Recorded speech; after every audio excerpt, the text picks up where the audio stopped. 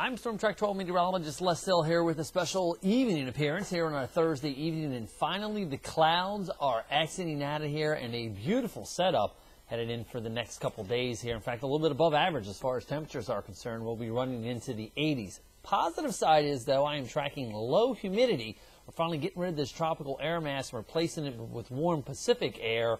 But it looks like some cooler Arctic air is going to be sliding into the neighborhood here as we head into next week. Clearing out, turning cooler, a little bit of light patchy ground fogs around for early tomorrow morning. Temps at the beaches into the mid-60s. Talking about low 60s for inland spots.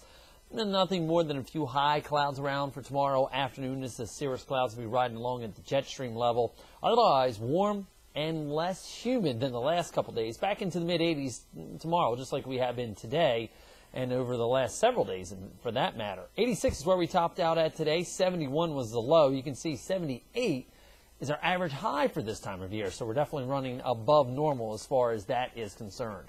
All right, here's our next storm system causing some heavy snow across the Dakotas, Minnesota, Wisconsin for this evening and going through the overnight period here. But it's a front that extends down through Chicago that is eventually going to be making its way into our neighborhood. Now, you will notice there's a lot of clear skies across the Tennessee Valley, even in towards West Virginia. That's a high pressure that is going to be in control of our weather.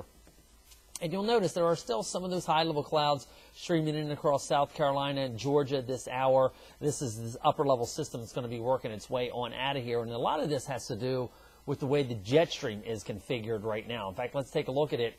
You'll notice this upper-level ridge is trying to reestablish itself here off the southeast coast. Here comes our next trough with the front digging in, and then behind it, here's this westerly wind, so it kind of downslopes off the mountains. As a result, this is coming out of the Pacific Ocean, so it's warm, it's dry. We don't have that humid air coming right up out of the tropics like we did when the jet stream was riding from Florida basically up to Pennsylvania earlier this week. Now, the trough kind of lifts out, flattens our ridge here, and you'll notice as we go into tomorrow, we've got the colder air definitely pulling here across the Ohio Valley on up and towards the western Great Lakes. This is going to rotate on through as we head on in through the weekend. Now, notice where by Saturday and going into Sunday, the coldest of the air kind of is more directed up here across Illinois and Ohio into Pennsylvania. In fact, they could be looking at some snow from West Virginia on up through Pennsylvania and southern New York.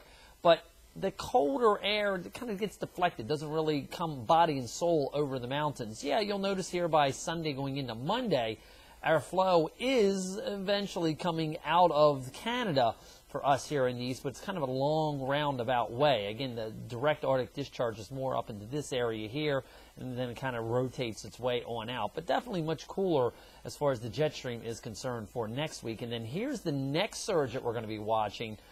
We'll get a little bit of moderation in here for Tuesday into Wednesday, and then the next vortex and shortwave rotates on down through.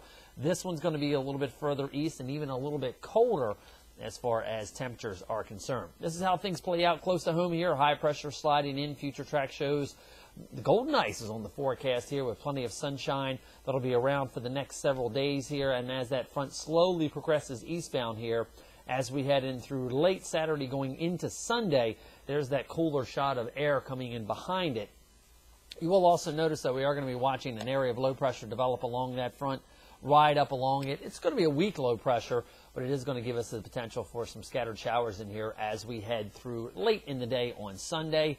I'll still keep also some scattered showers in the forecast for Monday as well, but it's more of a function of cold air sliding in at the low levels of the atmosphere as opposed to anything else going on with that. Lots of cloud cover around for our Columbus Day, but it looks like a nice weekend setting up if you're planning on headed to the North Carolina Seafood Festival in Morehead City this weekend.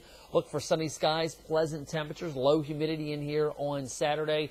We'll be looking for temperatures into the low to mid 80s at the Seafood Festival this weekend. And you even notice next week we kind of rebound a little bit Tuesday and Wednesday before that next shot of cooler air comes back into the forecast for next weekend. I'm Storm Track 12 meteorologist Les Still here with a special Thursday evening update. I'll be back in for Skip again tomorrow night, so I'll update you for the weekend forecast. Have yourself a good one.